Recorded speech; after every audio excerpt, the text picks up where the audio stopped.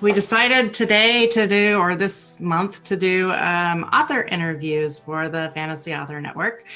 And Alyssa and I are here with Astrid and Alice, who recently ran a joint author book release campaign to land in the USA Today Bestseller list, and they were extremely successful.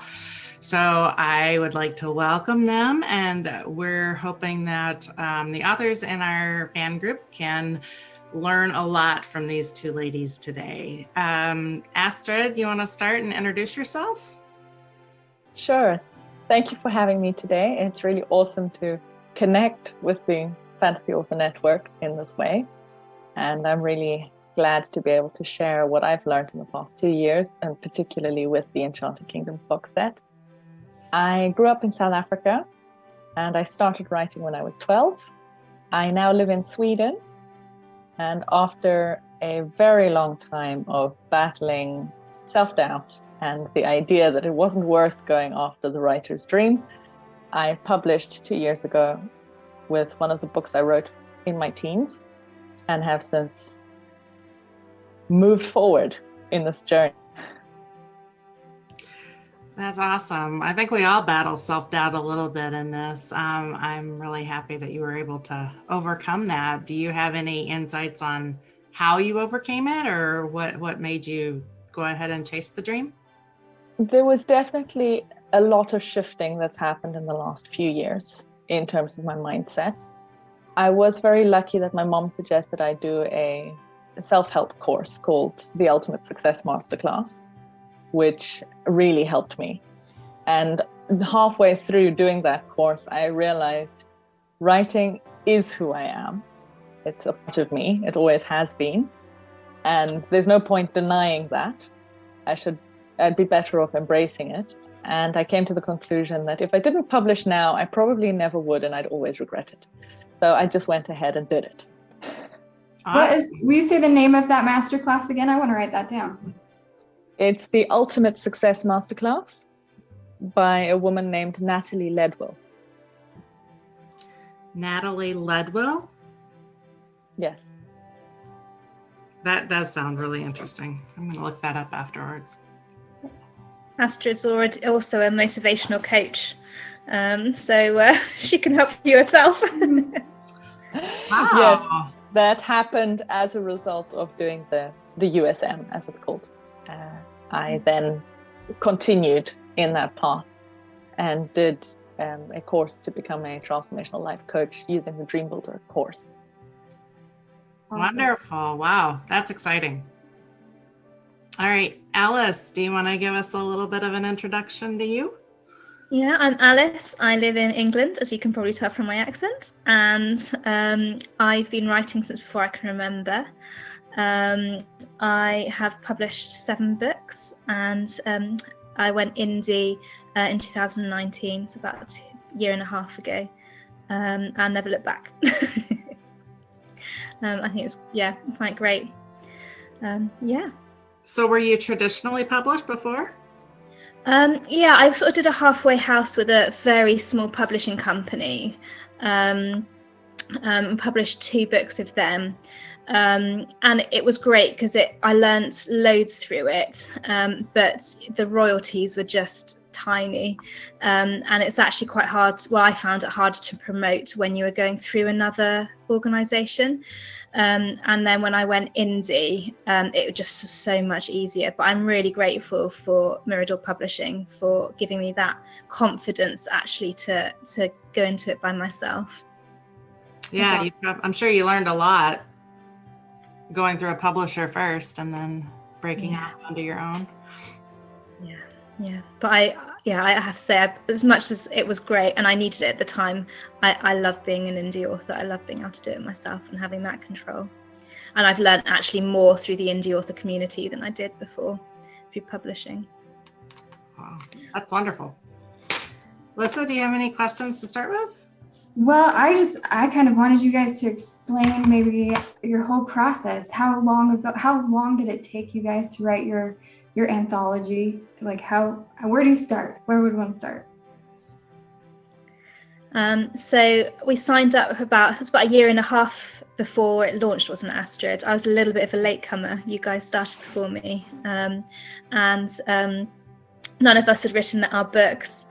And to start with, it was sort of trying to get to know each other, because you're thrown into a group of people you have no idea who they are, and just trying to get around who's written what with different pen names, and who's important, who's like someone who's leading us, and who's another author who has no idea what's going on. It takes a while to get to know everybody. And then we started with very low-key advertising, and because to become a USA Bestseller, you can't just publish on one platform. It doesn't count. So you need to only sales above 500 get reported, and you need sales above 500 in at least one other platform. So we aimed for sales above 500 in 2 other platforms, which are Barnes & Noble and iBooks. And it's far harder to get sales in there than it is for Amazon. So we started with a pre-order in those 2 areas, and just promoting Nook and iBooks to try and get those pre-orders higher. So pre-orders count as sales in those they count as sales on the release day. Is that right? In iBooks and Barnes & Noble. Yeah, but they only get submitted to the USA Today Bestseller list if you hit over 500 on those. 1 week, right? Is it in 1 week? Yeah. It's got to be but less actually, because it starts. We released on a Tuesday, for example, and it was the Sunday night was the cutoff. So we had 5 days. Yes, please. That is fast and amazing. Excuse me. Yeah, All and right. it's also obviously only sales from America count as well. Oh. So it is a little bit. I think we lost about 2,000 sales, didn't we? I don't think it was that many. I think it was about 900. Okay. But yes, it was a sizable number of sales that we lost. You because lost them. credit cards didn't go through or whatever. Because they're not in America? Because they weren't American, yeah. Wow. Yeah. So from overseas, you had to market mostly to Americans. Yes, which was definitely interesting. Huh. That is interesting. Did you have the books edited specifically in American English because of that? Yeah. I didn't. You didn't? I decided not to because I write in British English, so I didn't want to confuse things because that's how I write. And I decided to just roll with it and haven't had any comments thus far. So, honestly, when I'm reading a book, I don't really, I take that as part of the author's voice. So usually you can tell the difference if you're a reader. At least I can. I also edit. So that probably helps me a little understand the differences. So back to the beginning again. Whose brainchild was it? Who had the idea originally? This was the brainchild of the 2 presses that came together to actually release the book. It's Dragon Realm Press and Enchanted Quill Press, that are run by J.A. Armitage and what's her name? Jamie Cooligan. That's right. Yeah, I think it's Cooligan or Culligan. Yeah. How do you pronounce it? I do not know how to pronounce the name, unfortunately. But they kind of put out a call for authors for a fairy tale retelling set, and we had to then submit a sort of an application towards it. And they were very, very hard, actually. You had to have either already been a bestseller on one platform or have an award for one of your books to be able to be eligible for the set. Oh, so both of you are either bestsellers before this or awarded authors. I think we both had an award, didn't we, Astrid? I think. Yeah. Okay. Yeah, I didn't even realise that, actually. I just applied and got in. I haven't had an award, but I hadn't realised. I think I came in a little bit in the back door, a bit late. But I'm so glad I did. And you had the benefit of me being able to give you a recommendation in the book. Yes. Astrid very kindly said that she very much enjoyed my book at the time. That's great. Not kindly, honestly. I really enjoyed your book. So each of the books in a set, they're all full-length books, right? Yeah. And That's how right. did you decide? Are any of them overlapping with the same fairy tales, or are they all different, or how does that work? They made sure it was different fairy tales. They originally had a set of 20 suggestions that people could pick from. Mm-hmm. And then they kind of cross them off as people submitted applications. They'd say, now this one's taken, you can't take that one anymore. But they were open to suggestions of new tales. That's great. And I definitely did that. I suggested one that they didn't have in their list.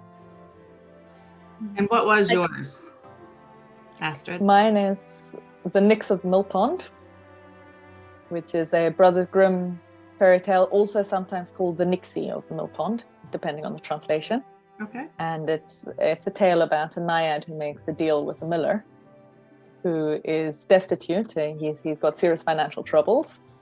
And she makes a deal to take his newborn son off his hands and give him lots of money in return. He misunderstands it because she says newborn creature.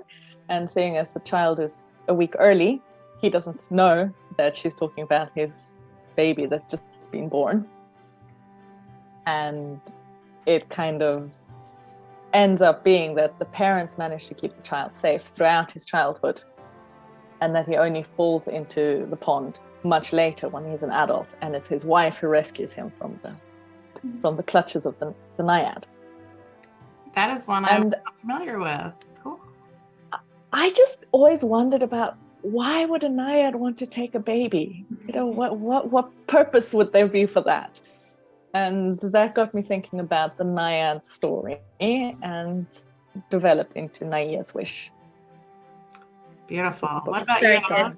I can vouch that Naiya's Wish is very good. Thank you. I had the choice between 3 fairy tales because I joined a bit later, and I chose the Pied Piper. Partly because I'd not read a retelling of the Pied Piper before, so it felt quite fresh.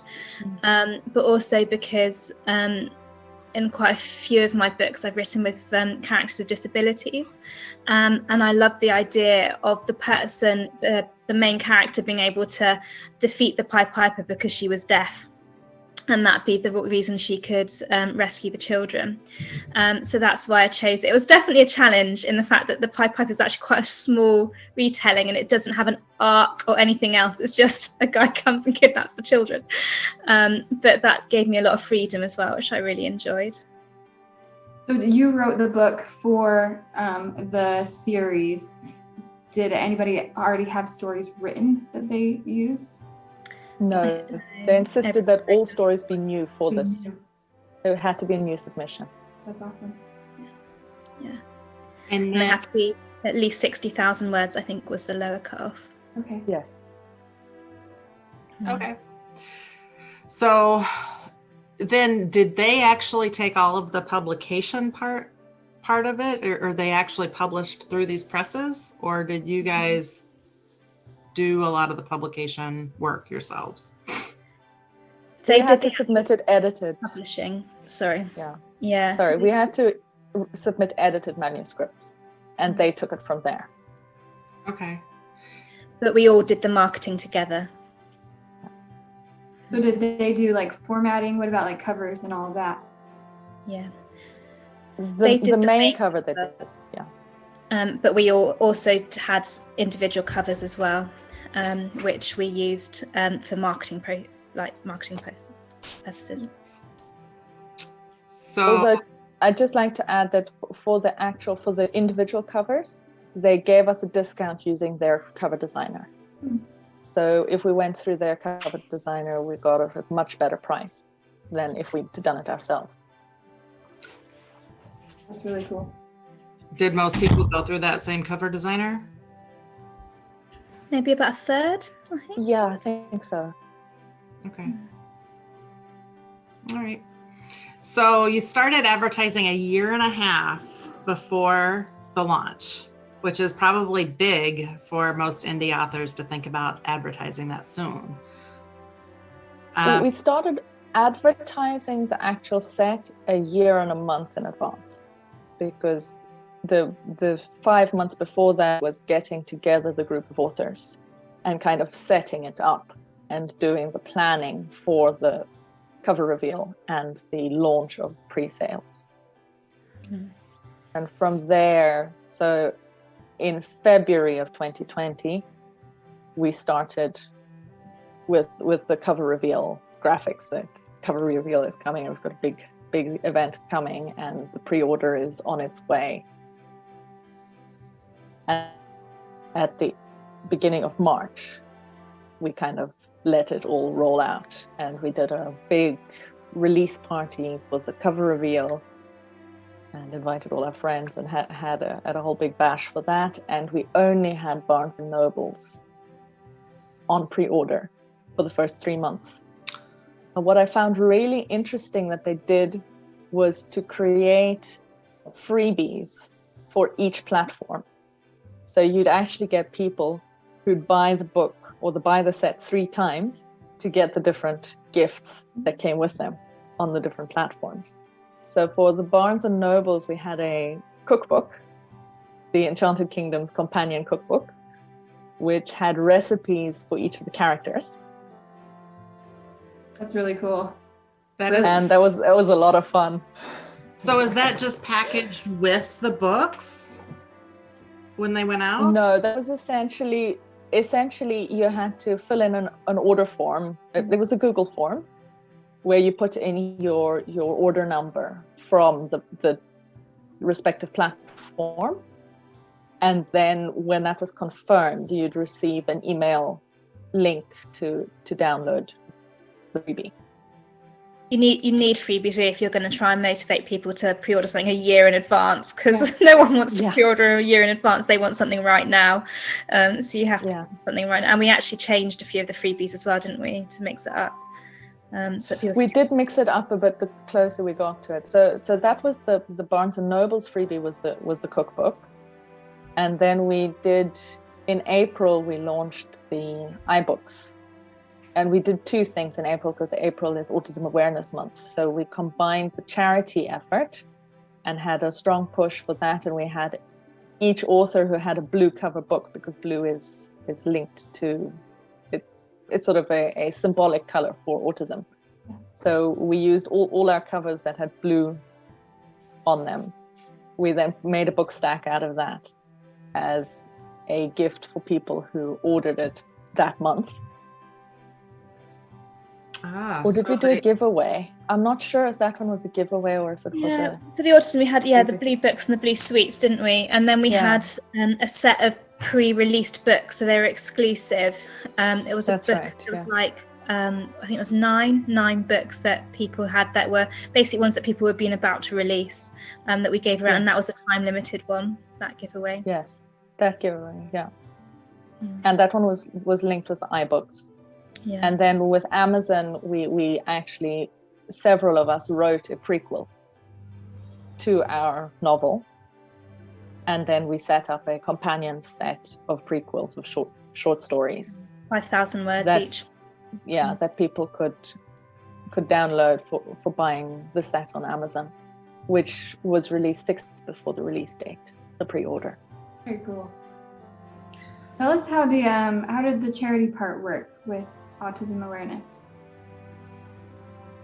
That was actually quite interesting. It was a lot of back and forth, because we wanted to do a charity, and we'd kind of thought something bigger, children focused. We wanted a children focused charity because it is a young adult set, and we wanted that connection. But most of the big charities don't offer to help promote something like this. They're more than happy to receive your contribution, but they're not going to endorse your work. Yeah. And so we were actually very lucky that I think it's Kallikan, J.A. Kallikan, who is in an autism charity. She does charity work because one of the children is autistic. Yeah. And so she was able to get that organization behind us so that they did some advertising for us as well for the set. Very cool. Puzzle Piece United. Yes. It's a New Jersey charity to support children with autism. They provide things like events which have low sensory stuff, so like they're quiet, like visits to Santa and things like that. And they're also starting to provide respite care. So a portion of your sales went to that organization? All of it did. All of it. That's great. Yeah. All of all of the proceeds, yeah. That's amazing. That is amazing. It's a great They cause. got that $5,000. Was it 5,000? No, $2,500. It was 3,000. It was 3,000 in the first week, and I don't know how much it's been since then with the Kindle it's still Unlimited. going. Yeah. That's fantastic. Yeah, they're still getting more. Yeah. Sorry, 2 seconds. I'm just going to close that door. It's a bit noisy. No worries. So you wrote the books, had them edited, delivered them all to the presses. They packaged it all up. Did their graphic designer make all of the imagery that we saw on social media? How did the imagery work and the advertising there? That was 3 people on the team who are graphically minded. They dealt with that. Yeah, everything I saw looked great. Mm-hmm. We were really lucky with the range of skills we had with our authors. We basically had every base covered with our range of authors. So 3, or like you said, 6 months before was when you went live on Amazon, and then even before that for Barnes and Noble and iBooks. And then walk me through the timeline between when it went live for pre-orders and when it released. What kind of activities were you and the team doing during that time? We had a weekly Facebook posting schedule.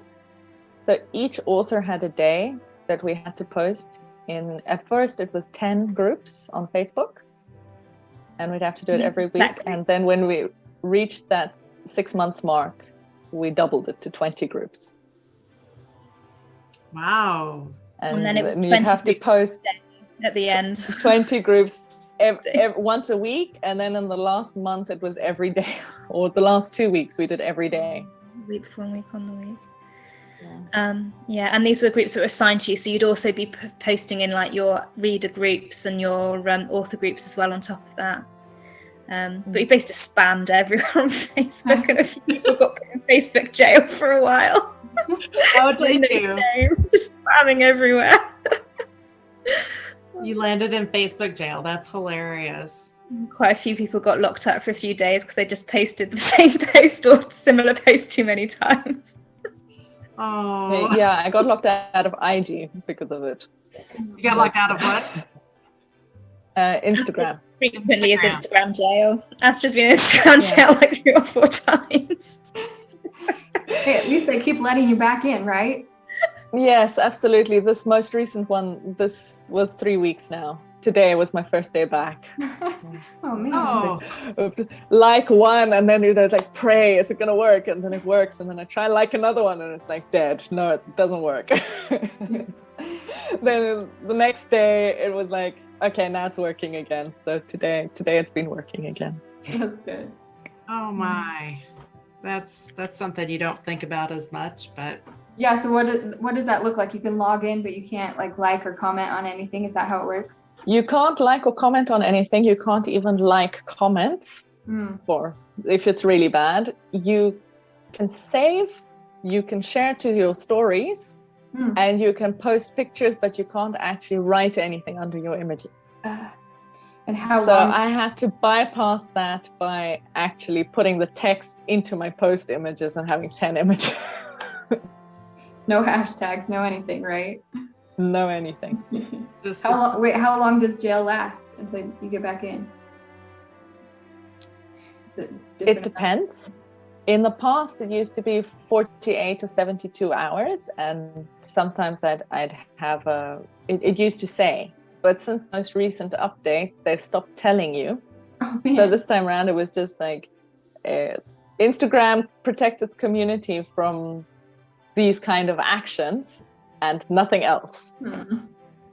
And you just have to kind of just test it until you get through. That's great. They don't tell you when you're out of jail. They just, No. Interesting. So lots of posting on social media. Did they do any paid advertising anywhere? Just Yes. at the end. Yeah. Just at the end. What did that look like? Do you know? Well, let's go back to the beginning, because there was buy-in for this purpose. So it was a $500 per person buy-in. And how many authors? 24. Yeah. 2 people dropped out though, didn't they? 2 people didn't make the deadline for the stories. That's true too. And that then meant that we had that stack of that kind of stash. They'd taken off a little bit very early on for the cover, and I think there was 1 or 2 other early costs at the very beginning, and then the rest was all siphoned off and kept aside for the advertising. Okay. And I think we blew it in 4 days. Yeah. We blew. Crazy. Yeah, it was insane. We spent like $3,000, $4,000, wasn't it? And just halfway through release week, just all on. We did Twitter ads, didn't we? Facebook ads, Amazon ads, and then it all went on the big newsletters like Book Gorilla, Robin Reads. We couldn't do a book above because it wasn't discounted, but those sort of things, just thousands and thousands just disappeared. It was just insane. Yeah. And the publishers actually decided to pay extra money towards it beyond what we'd all donated, because otherwise we'd have had to stop advertising halfway through. Wow. Wow. Insane. That's pretty good. I saw a one-person author that made a run at the USA Today Actually, she made a run at the New York Times. Right. She said she spent like $25,000 in advertising. It's just insane, isn't it? Absolutely insane. That is crazy. I was like, oh, ouch. Yeah. It's why it's good to do it as a team, so you're not all completely broke off. I mean, I think $500 is enough to be broke, let alone $25,000. Right. Yeah. Oh my goodness. All right. So we did lots of other non-paid advertising though as well in the run-up. So we did things like BookBub swaps. We all had to get I think it was 15 BookBub swaps where other people recommend your book and then you recommend theirs. So we had a lot of that. We had lots of newsletter swaps. So we all had to have about 10 newsletter swaps in the actual week, but we had been doing it every week all the run up to it. We did just talked about the Facebook posting. We gave away lots of freebies where we said, if you share it, we'll give you something in return. And because we had such a diverse range of skills, we could do that. So for example, someone said they'd make some people a map. Some people said they'd do free formatting, free video making for a trailer, that sort of a thing. So people could share it all around, basically to build up a massive street team to share it everywhere. And then if they shared it, they could post us proof, and then they'd be entered for these competitions to win all these things. But it's a lot of work. It was so much coordinated effort. It sounds like just huge checklists of things and really and it's relentless all together. Yeah, it's relentless, and also it's hard because you don't actually know each other, and it's also sometimes hard to work out who's doing what and things like that, and also just to being aware that people are having like family and health issues and things like that, and trying to go easy on people and realize that things might be difficult. Oh well, COVID is happening, right? And some of the authors got COVID during that time. Some ended up in hospital for various reasons. Yeah, we had all sorts. So it was really like, it was an important lesson to be like gentle and care for each other while you're going all out with this crazy coordination and everything. Yeah. So somebody mentioned a deadline. What was the deadline like? How long did you have to actually write the book? So the deadline was, when was the deadline, Astrid? It was November. It was November. I think it was Mid-November. Yeah, I think it was around the middle. Yeah. So those of us who started in January, February, we had 10, 11 months to write the book. Okay. Alice terrible. and Naiya, who also came in later, had a bit less. But you still had, what, 7 months, Alice? Yeah, no, I came in a year. I came in a year Okay. before, maybe slightly less than that. I came in just as the cover launch came in. I snuck in. There were some people who came in really late. Like Robin and Ellie came in only about 2 months before the launch, and they wrote theirs in like a month. They co-authored theirs, but I left mine quite late because I wanted to release another trilogy beforehand. So I wrote mine in like 7 weeks beforehand. But I'm getting more. I started thinking about mine in February, and I planned to do it in April. I thought, okay, I'll do Camp NaNoWriMo and I'll do it in April. And then life happened and April came and went, and I was like, okay, summer holidays is coming, I'll do it in July. And then the children were home and it was COVID times and we wanted to visit the grandparents. So then we had to do quarantine and it was just an absolute nightmare, and I didn't get anything. I think I wrote like 4,000 words in my summer vacation. And then I got back to work in August and I was like, oh my God, how am I going to do this? I need to write. And then my boss found out that I had masses of overtime, and she was like, it's still quiet time, take your overtime now.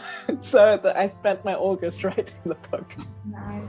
What was your final But I did end up, my final word count for 3 parts of the story was 75,000 words. And then I realized that if I was going to finish the book, I was not going to have enough time to edit it. So I decided that, okay, I'll end it here. It's a good place to end it because it was technically the original ending of the fairy tale. The Brothers Grimm, in their style, I mean, they tended to do this. They added a happy ending at the end. And so I kind of cut it at the sort of cliffhanger ending that is the original fairy tale, and sent that off to the editor, dealt with it, and then in December I wrote the final part. Mm-hmm. And that's actually just have taken that up as half a our volume, I think, freebie. otherwise. Yeah, I've attached it as a newsletter freebie, so people who have the Enchanted Kingdoms version of Naiya's Wish can just click on a link and download the final part. That's great. That is great. And is that a part of, so I assume that when you order this, you just download, I should know this because I actually think I did order it and I just haven't downloaded it yet. But you just download all the books in one like Kindle file or Nook file, or one massive Kindle file, that's right. But if it's in Kindle, because it was 99 cents, it went beyond the limit that Amazon will allow you for a 99-cent book. So actually you get half the stories, and then you have to press a link at the bottom, and then it gives you the second half of your prolific works. But that's only if you bought it when it was 99 cents. Now it's on Kindle Unlimited, it all just comes as one big Kindle file. Yeah. Wow.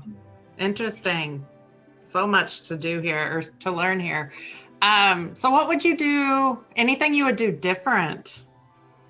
Lessons learned? Definitely with the street team. We didn't have a coordinated street team for this set. Each author was just, you get your own desperately grabbing as many people as I can. Yeah. Yeah. But I think it would have been really useful to actually have a coordinated team, even if they only read one author's story. They still read your story and review that. Having that many people in a group together could have really helped with other things like sharing on social media and helping with the hype around the autism charity, because I think we really didn't tap into the charity aspect well enough. We could have done more there. because there were way more people who were willing to buy the book to support the charity than were actually just interested in the book for its own sake. Yeah.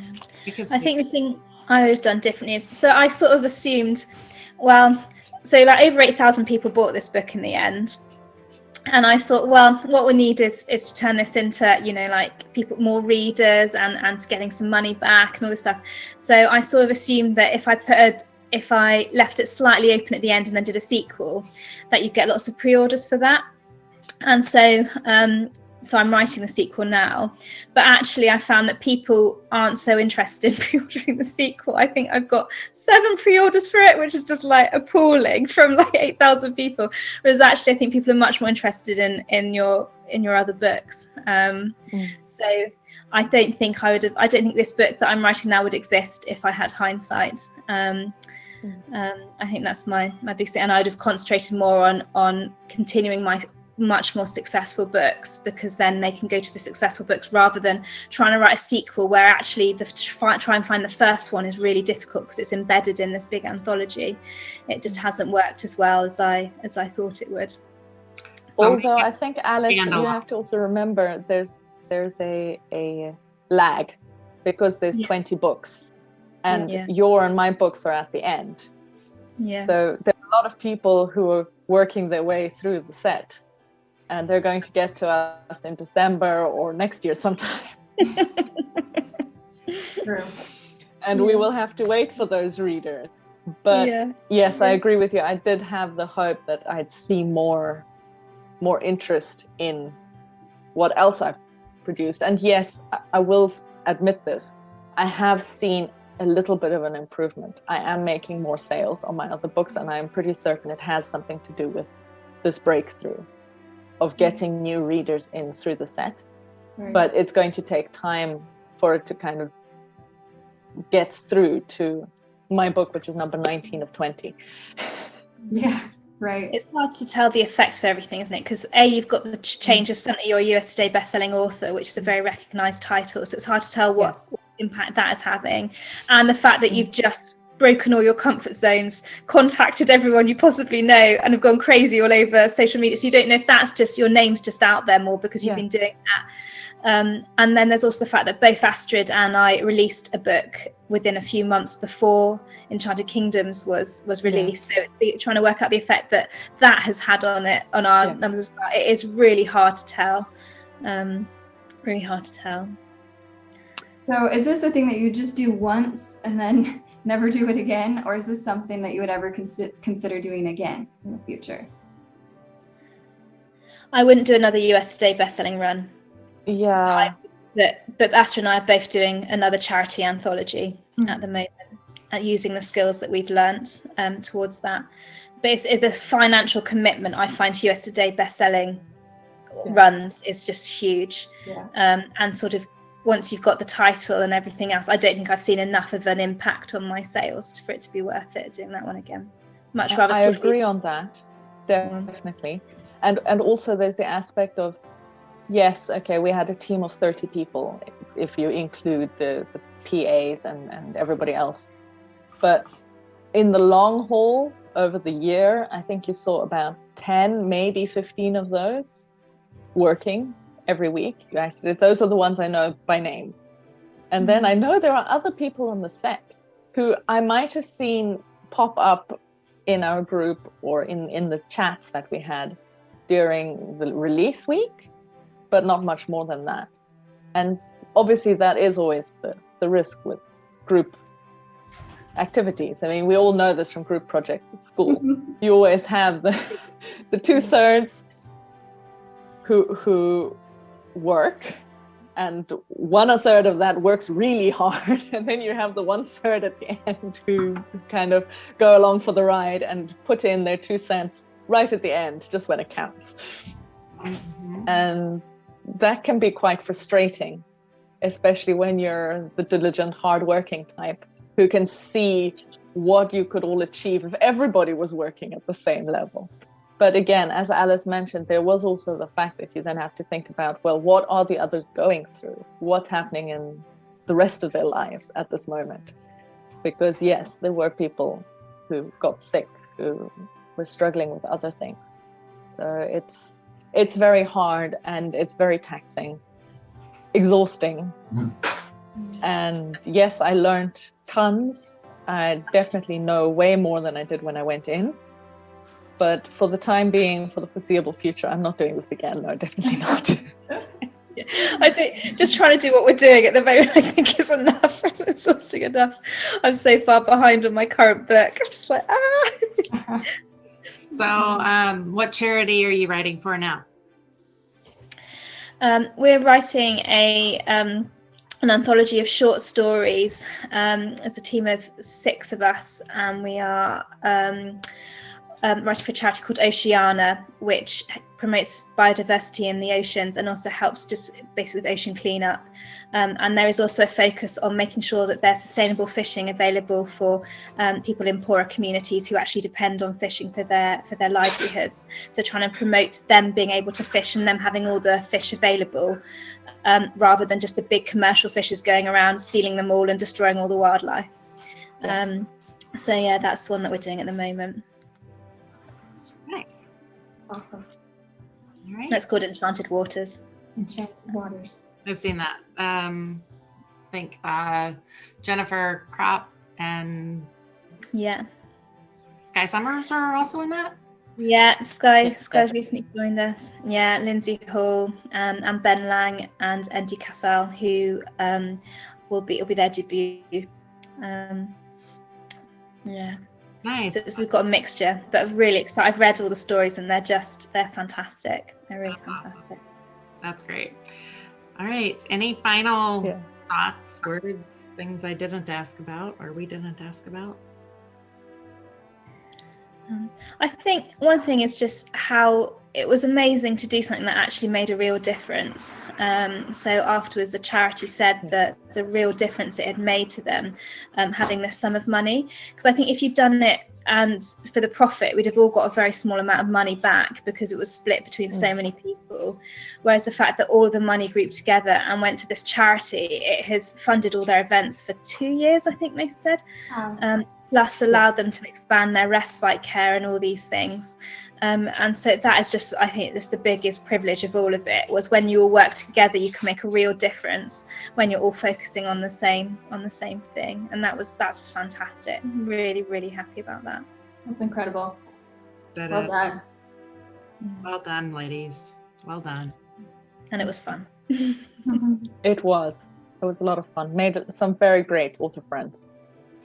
Yeah, it was really nice meeting people I wouldn't have met otherwise and getting to know them well and getting to know Astrid well as well. Yeah, getting to know you too, Alice. Well, I'm happy to have met you both today. I've talked to you both on Instagram and Facebook many times, but it's good to see you and talk with you. Yeah, it's really nice to always see people face to face rather than just profile pictures. Yeah, absolutely. It is. I love it. All right. Well, ladies. Thank you for the opportunity. Yeah, thank you so much for having us. Thanks for coming. Have a wonderful night, and Lissa, have a good afternoon. And we'll see you all later. Take We care. will do. Bye. Bye.